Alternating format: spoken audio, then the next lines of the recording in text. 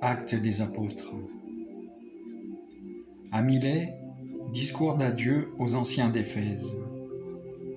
Depuis Milet, il envoya un message à Éphèse pour convoquer les anciens de cette église.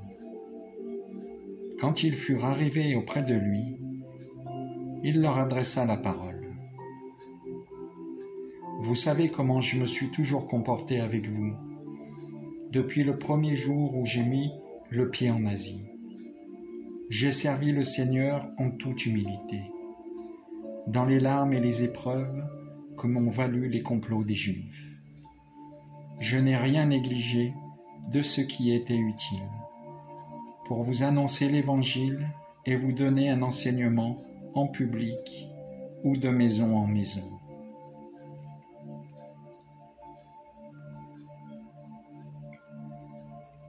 Je rendais témoignage devant Juifs et Grecs pour qu'ils se convertissent à Dieu et croient en notre Seigneur Jésus.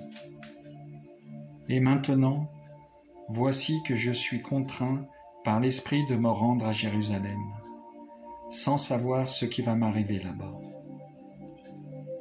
Je sais seulement que l'Esprit Saint témoigne, de ville en ville, que les chaînes et les épreuves m'attendent.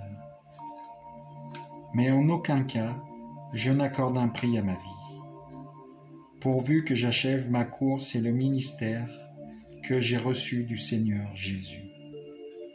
Rendre témoignage à l'Évangile de la grâce de Dieu.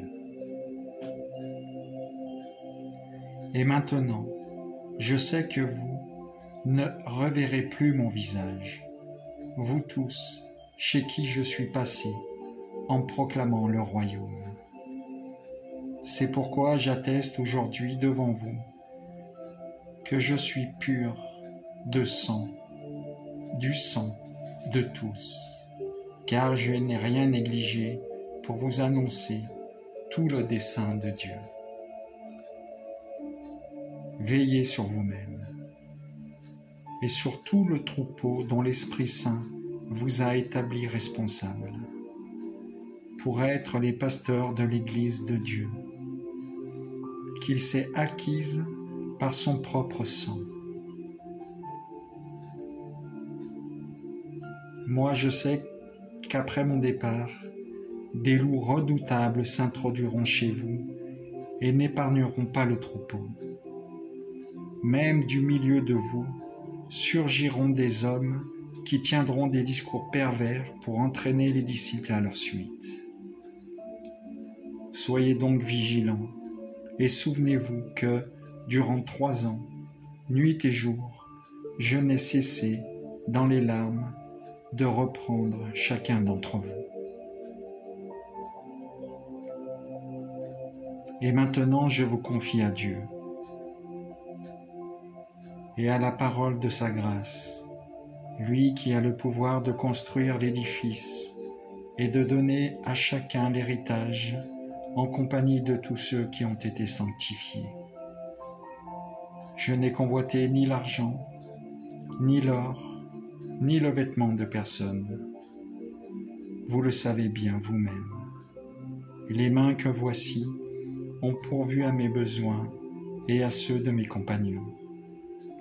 En toutes choses, je vous ai montré qu'en se donnant ainsi de la peine, il faut secourir les faibles et se souvenir des paroles du Seigneur Jésus, car lui-même a dit « Il y a plus de bonheur à donner qu'à recevoir. »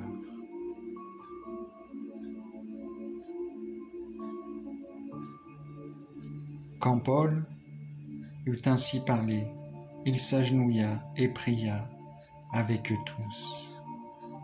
Tous se mirent à pleurer abondamment. Ils se jetaient au cou de Paul et l'embrassaient. Ce qui les affligeait le plus, c'est la parole qu'il avait dite. « Vous ne verrez plus mon visage. »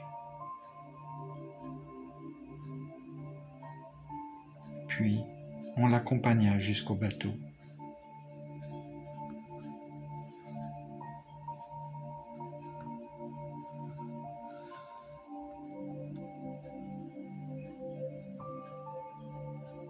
Merci Seigneur de la bonté de ta vie, de la vie que tu nous donnes en abondance.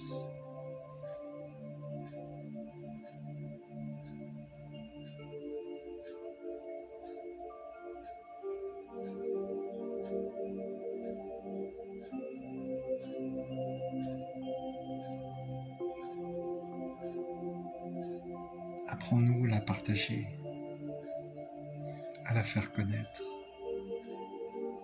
Ta parole qui donne la vie, ta parole qui chasse les ténèbres,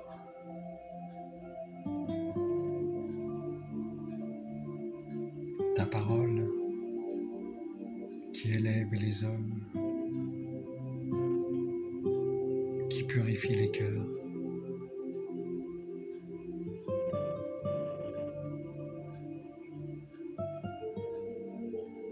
Qui embellit nos journées,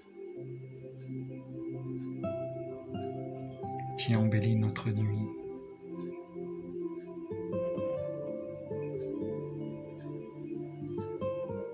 Ta parole qui nous aide à nous supporter les uns les autres, à nous aimer les uns les autres.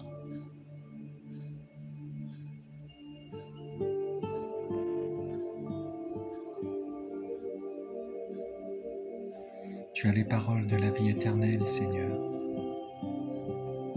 Vers qui irions-nous?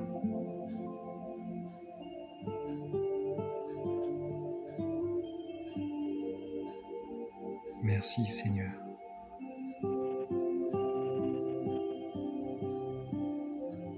Oh mon Dieu, je vous aime.